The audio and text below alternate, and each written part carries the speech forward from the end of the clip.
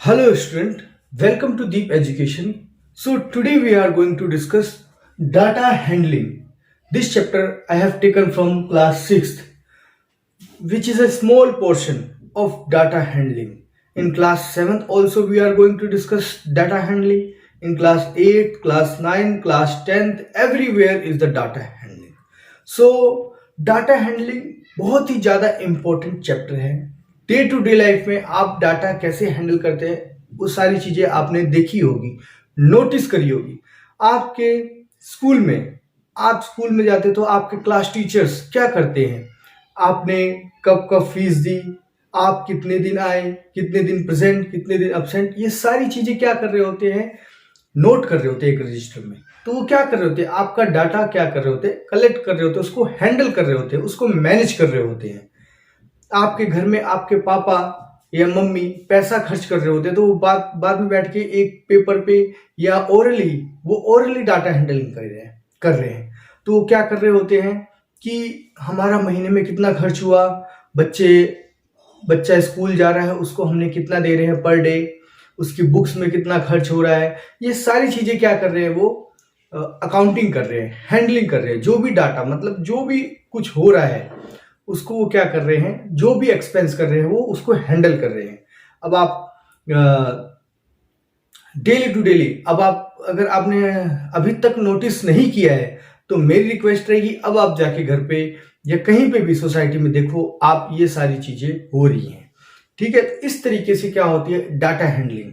तो data handling कैसे करते हैं वो मैं आपको सिंपल तरीके से समझाऊंगा। डाटा हैंडलिंग एक सिंपल टेबल बना के हम कर सकते हैं, टेलीमार्क्स के थ्रू कर सकते हैं, या पिक्टोग्राफ मतलब क्या होता है, पिक्चर बना के छोटी छोटी हमने क्या कर दिया, जैसे मैंने आम खाया तो मैंने क्या कर दिया, आम ड्रॉ कर दिया, मैंगो खाया तो मैंगो, बनाना खाया तो बनाना मैंने ड्रॉ कर दिया, एक बनाना खाया तो एक बनाना ड्रॉ कर दिया। तो मैं उस हिसाब से टेबल बना लूंगा और सारी चीजें क्या हो जाएगी, मेरी पिक्टोग्राफ में कन्वर्ट हो जाएगी।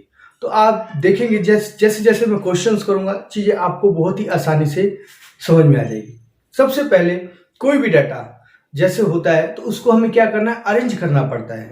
आजकल आप देखे होंगे डाटा साइंटिस्ट बहुत ही ज्यादा पॉपुलर कोर्सेज चल रहा है, वर्ल्ड में उसकी डिमांड है, क्योंकि data is the new fuel as the our prime minister said. Data क्या है, एक न्यू फ्यूल है। तो हमें क्या करना चाहिए, डाटा हैंडलिंग आना चाहिए। अपॉर्चुनिटीज फ्यूचर में बहुत है, अगर आपको डाटा हैंडलिंग आती है तो अभी से इसको सीखो अच्छी तरीके से, ताकि फ्यूचर में आपके ये बहुत काम आने वाला है। मुझे पता है ये बहुत काम आने वाला है आपके। तो डाटा हैंडलिंग क्या होती है, अब हम डायरेक्ट क्वेश्चनों पे आएंगे तब चीजें आपको बहुत अच्छी तरीके से समझ में आएंगी। देखो, कभी भी सबसे पहले क्या करना है, डाटा को अरेंज करना है असेंडिंग ऑर्डर में, मतलब small value to capital value में आपको क्या करना है, डाटा को हमेशा अरेंज करना है।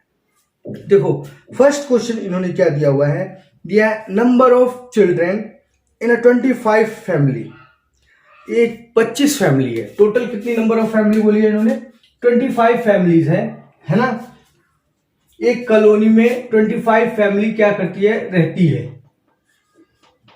अब उनके बच्चे हैं, अब हर फैमिली के इन्होंने बच्चे काउंट किए। तो देखो बच्चों को इन्होंने इस ऑर्डर में दिया हुआ है 2 3 4, देखो 2 3 4 1 1, फिर उसके बाद क्या दिया हुआ है 2 3, फिर उसके बाद 1 2 2 1 2 2, फिर उसके बाद क्या दिया हुआ है इन्होंने 1 1 3 2 1 1 3 2, फिर उसके बाद 1 2 3 1 2 3, फिर उसके बाद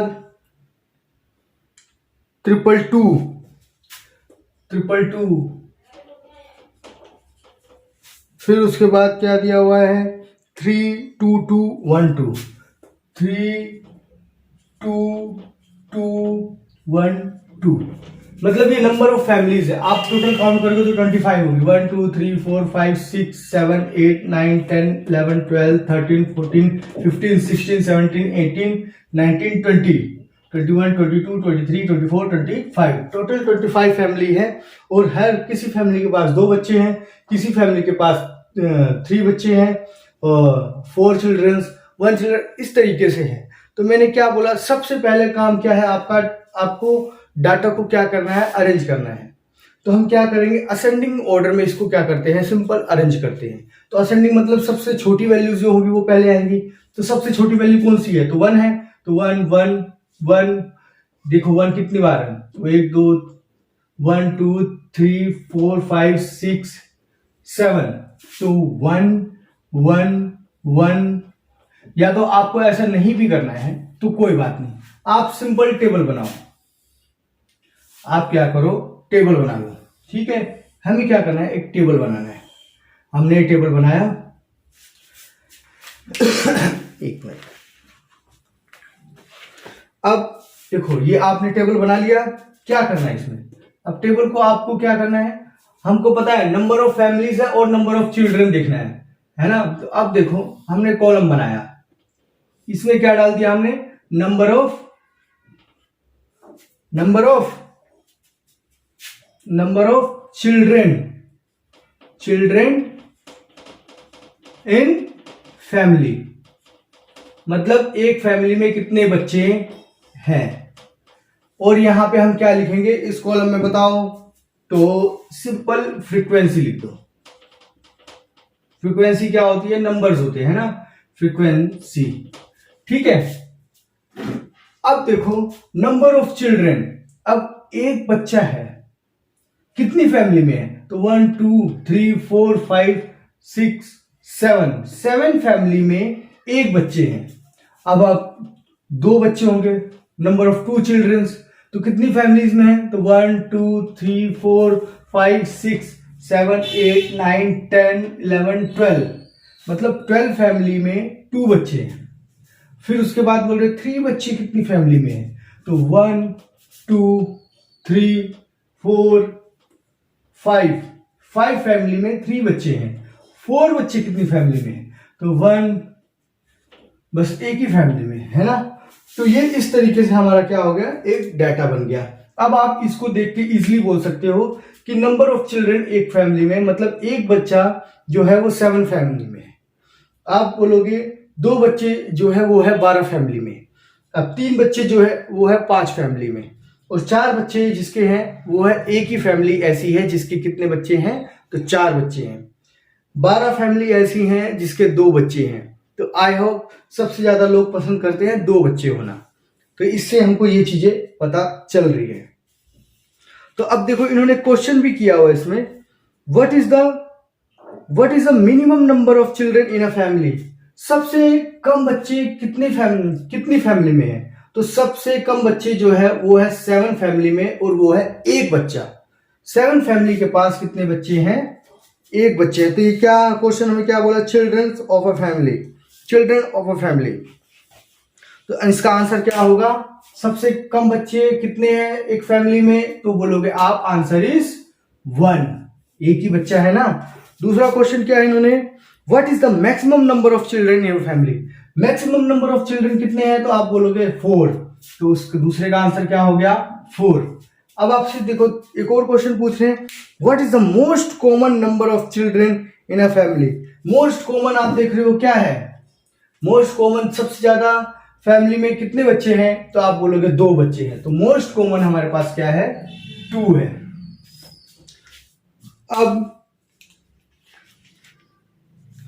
अब देखो how many families have 2 children.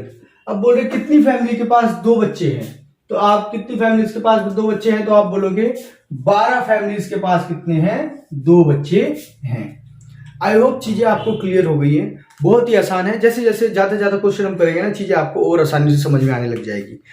तो मूव करते हैं नेक्स्ट क्वेश्चन की तरफ। सिंपल डाटा है, इसको मैंने टेबल में रिप्रेजेंट कर दिया। अभी और डाटा आएंगे उनको भी रिप्रेजेंट करूंगा, तो चीजें आपको आसानी से समझ में आने लग जाएगी। एक क्वेश्चन में कभी भी हार नहीं मानना है और वीडियो बंद करके भागना नहीं है, अदरवाइज आप बहुत कुछ मिस कर जाओगे।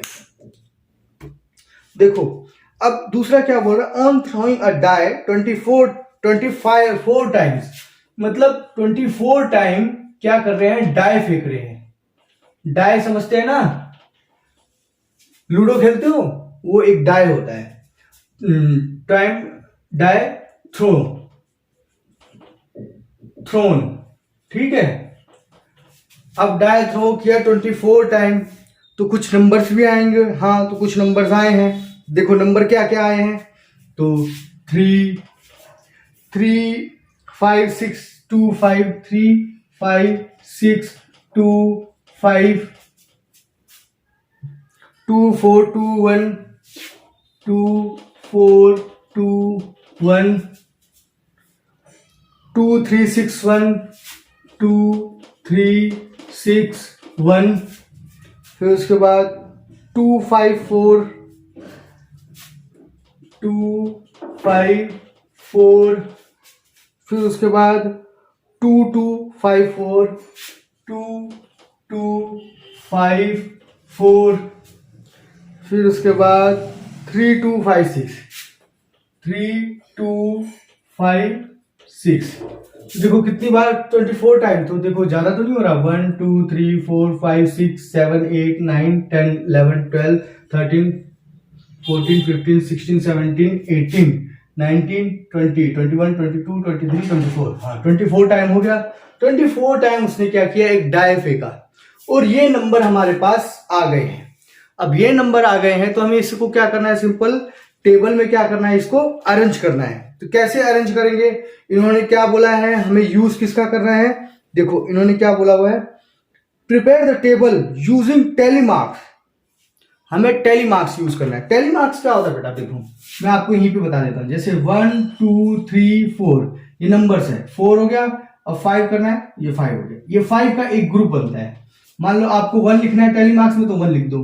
2 लिखना है तो 2 ऐसा होगा, 3 लिखना है तो 3 ऐसा होगा, 4 लिखना है तो 4 ऐसा होगा, 5 आपका ऐसा हो जाएगा। फिर 6 के लिए आपको अलग से एक बनाना पड़ेगा, 7 8 9, फिर ये हो जाएगा 10 11, ऐसे आपका चलता ही रहेगा, ठीक है। आई होप टैली आपको समझ में आ गया टैली मार्क्स क्या होता है। तब इसको हमें टैली मार्क्स का यूज करना है इसमें। तो हम क्या करेंगे, सिंपल देखो क्या करते हैं, एक टेबल बनाते हैं,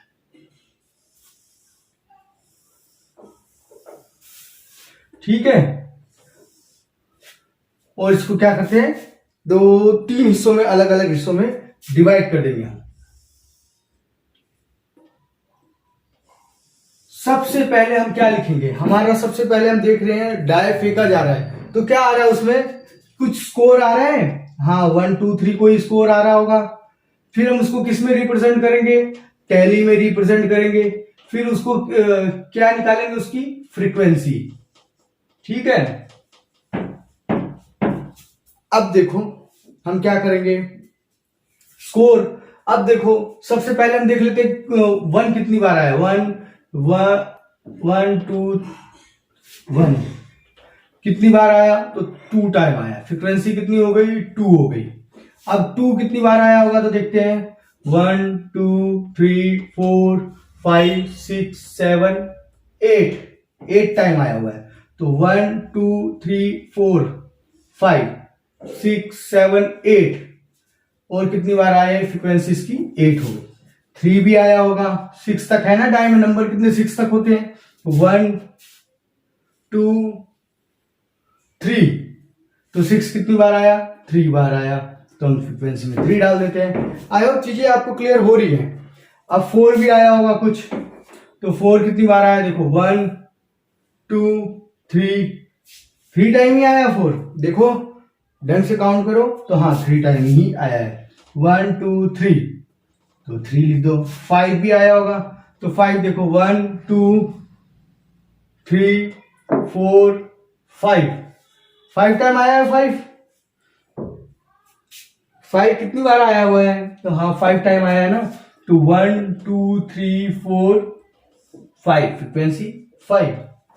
अब 6 भी आया होगा, क्योंकि लास्ट नंबर 6 ही होता है। तो 1 2 3 टाइम 6 आया, तो 1 2 3 टाइम हम क्या कर देंगे, सिंपल 6 1 2 3, और ये क्या हो गया आपका 3। बस ये आपका टेबल क्या हो गया, बहुत ही आसान ड्रॉ हो चुका है। अब हम इसमें कुछ क्वेश्चन भी पूछे, वो समझ लेते हैं। Which digit is appeared the maximum number of time, कौन सा डिजिट है जो सबसे ज्यादा आया हुआ है।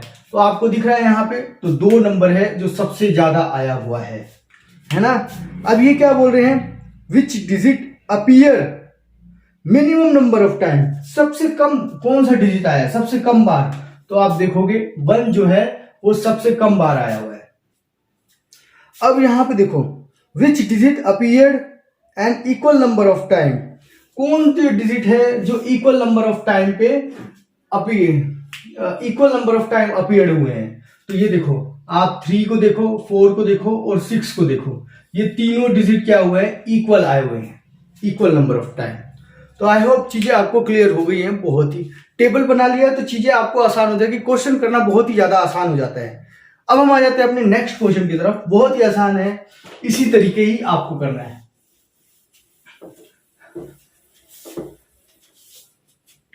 देखो क्वेश्चन क्या बोल रहे हैं, the data below represent the different size of shirt which were sold in at a garment store on a particular day. अब आप गारमेंट स्टोर पे जाओगे तो वहां पे शर्ट लगी होती है, आप शर्ट खरीदते हो, तो गारमेंट स्टोर वाले ने कुछ शर्ट बेची जो अलग अलग साइज की थी, है ना। तो वो साइज क्या दिए हुए हैं, तो टोटल कितनी शर्ट्स उन्होंने भी बेची हुई है ये देखो यहाँ पे इन्होंने बताया है, तो हम यहाँ पे काउंट कर लेंगे। तो सबसे पहले देख लेते हैं नंबर ऑफ शर्ट, ये यहाँ पे कितनी, 1 मिनट, शर्ट्स बेच रहे हैं ना, शर्ट लिख देता हूँ, ठीक है। तो पहले मैं डाटा लिख देता हूँ, तो 32 नंबर की एक शर्ट बेची, फिर 36 नंबर की बेची, फिर 32, 38, 32, 38, फिर उसके बाद 40, 44, 40, 44, इसी तरीके से आते हैं ना शर्ट का नंबर, 40, 38, 40, 38, 40, 32, 42, 40, 32, 42, 40, 40, 38, 40, 40, 38, 40, 40, 38, 34, 36, 38, 34, 36, 38, ये आप लिखते जाओ साथ साथ में, 34, 40, 40, 40, फिर उसके बाद 40, 34,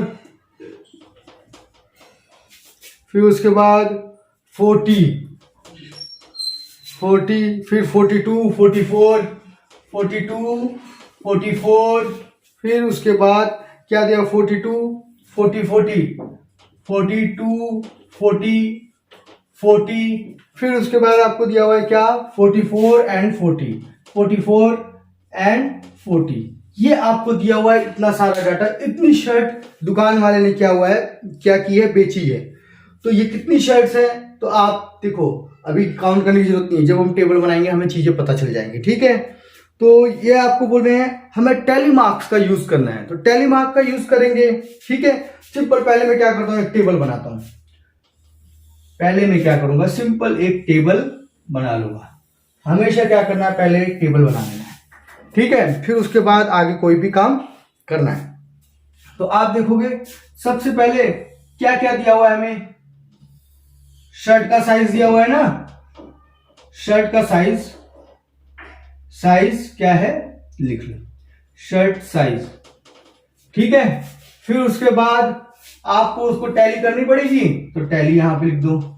फिर उसके बाद आपको क्या करना पड़ेगा, फ्रीक्वेंसी भी निकालनी पड़ेगी, तो फ्रीक्वेंसी लिख दो, बस बहुत ही ऐसा, यही चीजें हैं और कुछ नहीं करना है। अब शर्ट का साइज सबसे पहले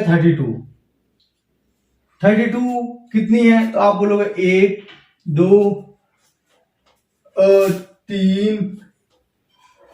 3 only 3 shirts are there, so yes, only 3 shirts। 32 की उसने कितनी शर्ट बेची, तो 3 शर्ट बेची। अब आप देखोगे 33 की भी शर्ट है इसमें, नहीं है, 33 कोई साइज होता है, नहीं होता है, तो हम 34 देख लेंगे, 34 होगा इसमें, तो 34 देखो 34 1 देखो 1 2 3, 34 की भी कितनी है, 3 ही है, ठीक है। आपको चीजें क्लियर हो रही है। उसके बाद हम देखेंगे तो 36 देखो, एक शर्ट बेची उसने 36 की, और फिर 36 की 2 शर्ट बेची, ठीक है, तो 2 शर्ट लिख दो यहाँ पे। अब वहीं पे क्या है 38 की कितनी शर्ट बेची, 38 क्या है, ये साइज है, 1 2 3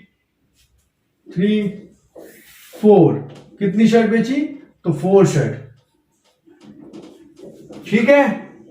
अब आप देखो उसके बाद क्या, कौन सा नंबर आता है, 40, तो 40 साइज की कितनी शर्ट बेची, तो 1 2 3 4 5 6 7 8 9 10 11 12 शर्ट, मतलब 1 2 3 4 5 6 7 8 9 10 11 12, यहां पे तो सिंपल 12। अब उसके बाद कौन सा नंबर आता है, 40 के बाद कौन सा नंबर आता है, तो 42। तो अब 42 हम देख लेते हैं, एक मिनट। 42 के बाद देखो 42 में कितनी शर्ट बेची उसने, तो हम देखते हैं 42 कहां पे लिखा हुआ है, 1 2, बस 2 ही है ना, तो 42 की भी कितनी शर्ट बेची उसने, 2, देखो 2 ही है कि 3 है, ये 3, तो ये 3, तो 3 शर्ट 42 की भी बेची है। अब 44 देख लेते हैं हम, तो 44 देखो कहां है, 1 2 3, तो 44 3, तो 44 की भी कितनी शर्ट थी, 3। तो हमने देख लिया यहाँ पे टोटल शर्ट्स हमारी। अब यहां से आप काउंट कर सकते हो कितनी शर्ट बेची उसने, यहां से आप ये पूरा निकाल लोगे, आप ऐड कर लोगे इसको, तो आपका आंसर आ जाएगा। अब देखो हमने हमारे पूरे डेटा को एक सिस्टमैटिक टेबल में कन्वर्ट कर दिया है। अब सिस्टमैटिक टेबल में कन्वर्ट कर दिया है, अब इसके बाद ये हमसे क्वेश्चन पूछ रहे हैं कि which shirt size had a maximum sale, किस साइज की शर्ट की मैक्सिमम सेल हुई, तो आप बोलोगे 40 साइज जो है उसकी मैक्सिमम सेल हुई है, कितनी सेल हुई है, तो आप बोलोगे 12 सेल हुई है। अब ये बोल रहे हैं मिनिमम कौन से साइज की शर्ट सेल हुई है, तो 36 साइज जो है वो सबसे कम सेल हुआ है, और सबसे ज्यादा सेल होने वाली शर्ट कौन से साइज की है, तो वह है 40। तो यहां से क्या करता है दुकानदार, समझता है कि मेरी कौन सी शर्ट सबसे ज्यादा सेल हो रही है, कौन से साइज की, तो वो क्या करेगा, उसको और मंगवाएगा और बेचेगा। इस तरीके से ये डाटा का फायदा होता है। तो अब हम आ जाते हैं अपने नेक्स्ट क्वेश्चन की तरफ।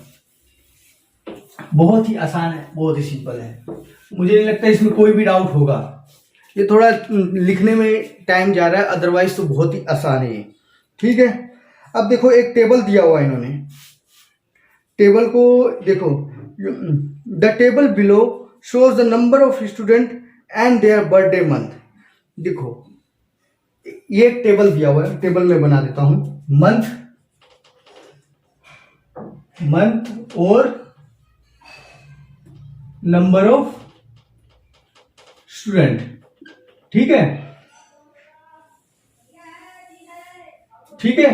तो इस तरीके से आपको दिया हुआ है, तो अप्रैल मंथ, ठीक है, फिर अप्रैल, मई, जून, जुलाई, अगस्त, सितंबर, अक्टूबर, नवंबर, दिसंबर, जैन, फेब, और फिर उसके बाद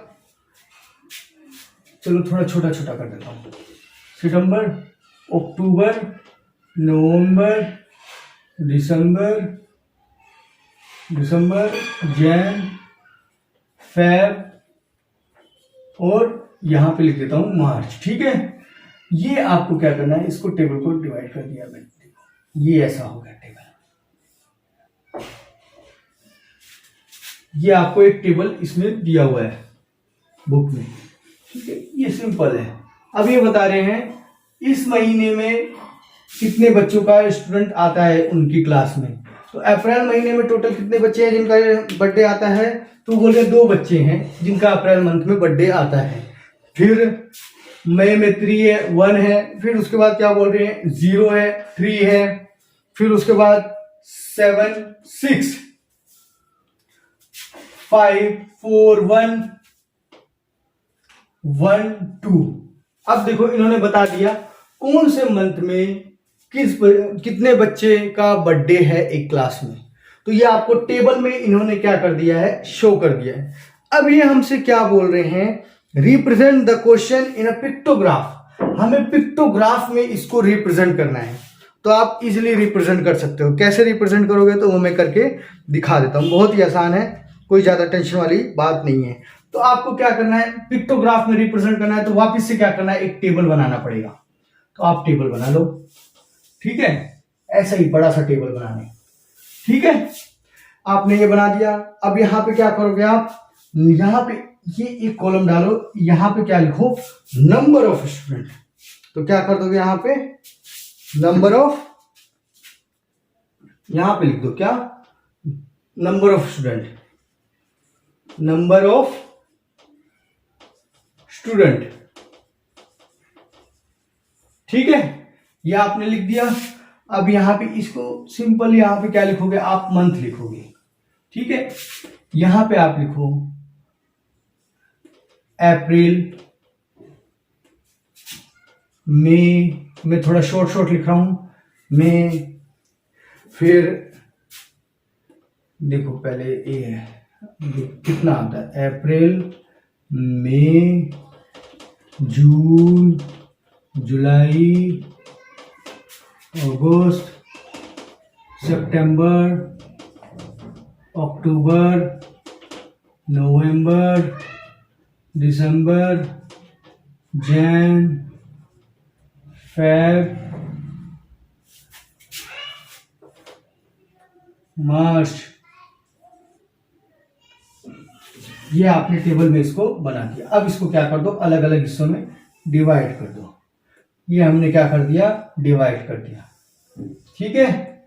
बस बहुत ही आसान, ये हमने एक बार डिवाइड कर दिया तो कहानी खत्म। ये आपका टेबल क्या बन गया, बन के रेडी हो गया। ये आपने टेबल क्या कर दिया, एकदम फर्स्ट क्लास रेडी कर दिया, नंबर ऑफ स्टूडेंट और मंथ। ओके, आई होप चीजें आपको क्लियर है। तो आप यहां पे ऊपर लिख सकते हो मंथ। अब यहां पे देखो अप्रैल मंथ में कितने बच्चे हैं, तो 2 हैं। तो आप क्या करोगे, सिंबल डिसाइड करो। तो बच्चों के लिए आप सिंबल बना दो, क्या, एक ऐसा हंसता खेलता, या तो फिर ऐसा करके थोड़ा स्माइली टाइप का। तो आप क्या करोगे, 2 बच्चे हैं तो यहां पे 2 सिंबल बना दो, 1 और 2, ठीक है। इस तरीके से आपने बना दिया सिंबल। अब इसमें मई मंथ में कितने बच्चे हैं, तो 3 है, तो 3 सिंबल बना दो। फिर आपने क्या कर दिया, इसमें 3 सिंबल बना दिए। आ रही है चीजें समझ में। जैसे ही जितने बच्चे हैं आप उतने सिंबल बना दो। जुलाई में 0 बच्चे हैं तो जुलाई के लिए आप डैश कर दो, कोई टेंशन नहीं है, बहुत ही आसान है।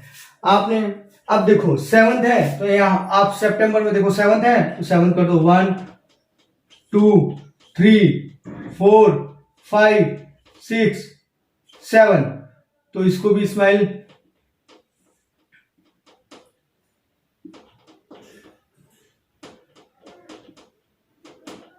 तो इस तरीके से आप क्या करो, पिक्टोग्राफ। मैंने पिक्टोग्राफ में क्या किया, चीजों को रिप्रेजेंट किया। अब यहां पे देखो अक्टूबर में कितने हैं, 6 हैं, तो 1, 2, 3, 4, 5, 6।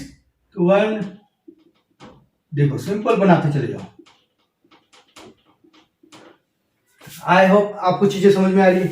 वैसे ही अगस्त में देखो, अगस्त में कितने हैं, 1, 2, 3, तो 3 पिक्चर बना दी मैंने। जून में देखो, जून में 1 ही है तो 1 पिक्चर बना दी मैंने। अब वहीं पे नवंबर देखो, नवंबर में कितने हैं, 5 है, 1, 2, 3, 4, 5। सिंपल बनाते चले जाओ, कोई टेंशन नहीं है। आप प्रैक्टिस करो, डायरेक्ट बनाने की कोशिश करते रहो। अब देखो नवंबर, अब दिसंबर में देखो 4 है तो 1, 2, 3, 4।